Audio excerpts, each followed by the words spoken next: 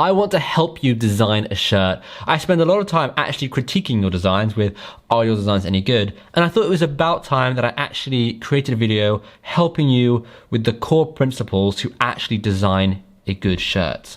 I've studied art and photography for so long, and in fact I've taught art for well over 10 years, and one thing everyone should know is that art is subjective. And what do I mean by that? I mean that one person could absolutely love your design and one person could hate your design. That doesn't mean the design isn't good, it's just subjective. Now, before I go into the core 5 principles, please hit that like button. Let's try and get this video to 500 likes. It would be really, really cool, and it massively helps me. And of course, if you haven't already subscribed, hit that subscribe button, hit the bell notification so that you know when I bring out new videos.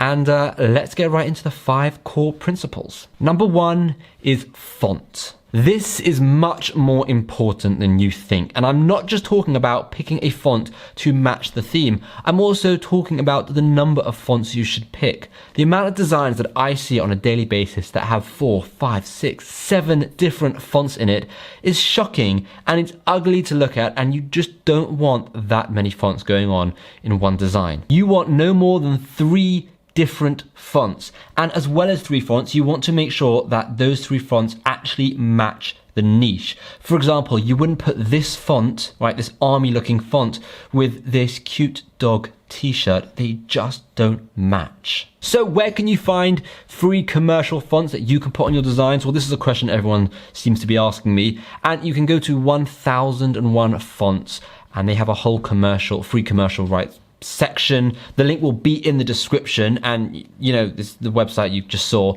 so definitely go and check that out if you want to download some free fonts for your t-shirt designs. Right, that's the first thing. The second thing is design placement. You all know what I'm about to say. The design has got to be on the chest, not on the belly. Now, sometimes it's okay to break this rule, but 9 times out of 10, it is not okay to break this rule. Likewise, if you're going for a design on the back, it should be between your shoulder blades, not on your lower back, okay? There's specific reasons for this, but just trust me, it makes the shirt look better, it makes more sense, and it's just what's been going on for, like, you know, all time. Okay, now, just a quick little caveat.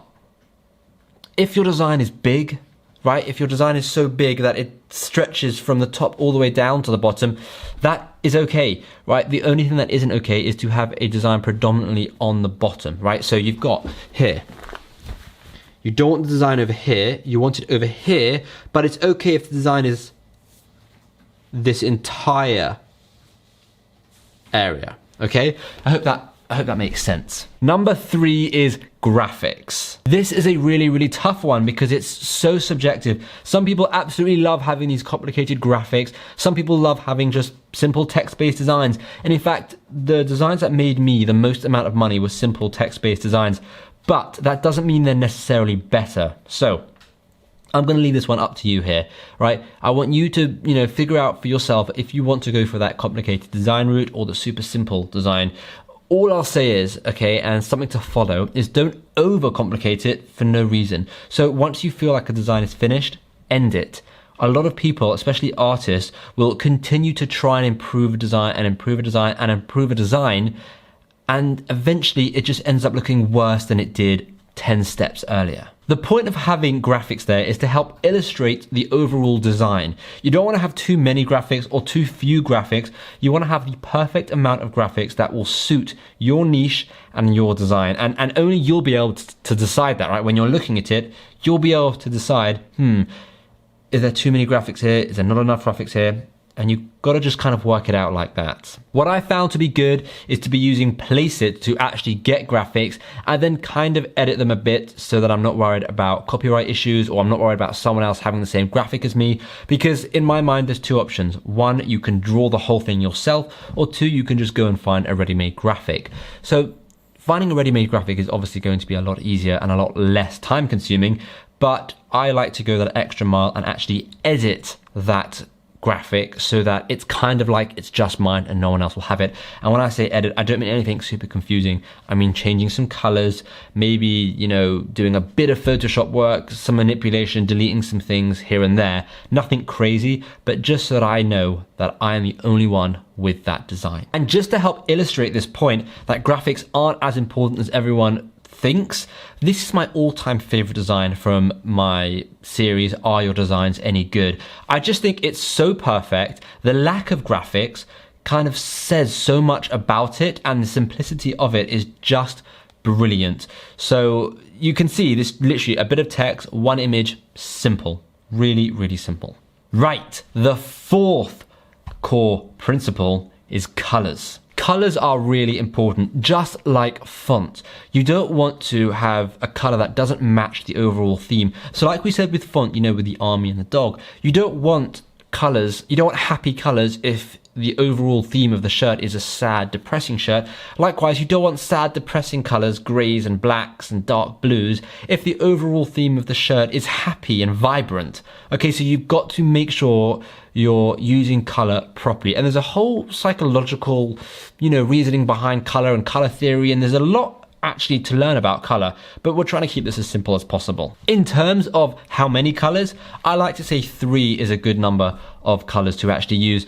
Obviously, you know, sometimes it's okay to break that rule. If you're going for an overly vibrant, colorful design, then by all means have more colors. But I think a good rule of thumb is 3 colors. And not just that, but I want to quickly say, of my most popular designs, not only were they just basic text-based designs, they were also basic white on black. So the t-shirt was black, the design was white, there was 0 colors involved, and they sold like hotcakes. So it just goes to show you don't need to have these ridiculously colorful, crazy designs. Sometimes less is actually more. And of course, it goes without saying, if you are going to mix colors, make sure that they actually go. You do not want to have clashing colors on a t-shirt. And what can help with this is just simply going to Google and searching for a color wheel, seeing what colors go with what colors if you don't already know, and trying to work towards that, okay? Don't start putting purple and greens together because they just don't go. The 5th and last core principle is blending. What do I mean by blending? No, I don't mean how colors blend. I mean how the whole shirt blends together. So how colors blend with the design, how colors blend with the niche, how the text blends with the colors, how the text blends with the niche, how everything blends together to create a seamless piece of art that is easy to look at. Because at the end of the day, that is what we're trying to do here. You don't want someone staring at someone else's chest area to try and figure out what the design is. Not only will it look super creepy, but you'll actually come across as a perv, and you don't want that. A good rule of thumb is to show your design to a friend or to anyone really, and see if they can decipher it in 3 seconds. See if they can get it in 3 seconds, right? So when they look at it, 1, 2, 3, I completely understand what's going on there. The reason why I say 3 seconds is because when you're walking past someone on the street or just in general, right, you might glance over at them and you're probably glancing at them and have them in your peripheral vision for a couple of seconds.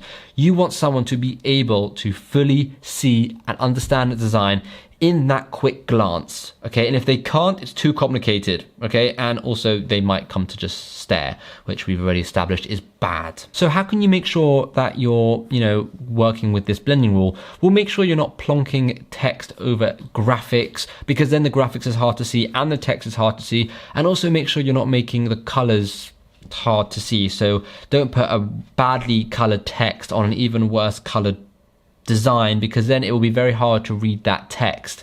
Okay, a nice rule of thumb is to have a design and wrap it with text all over the design, or to incorporate that design as individual letters on that text. That always works. Think of every single element of that design, take a step back and look at it, and be tough with yourself. Okay, look at it like every section of it. Does that text look good there? Does that graphic make sense there? Is that easily readable down there? Like, literally be very, very tough with yourself. And those are my 5 core principles.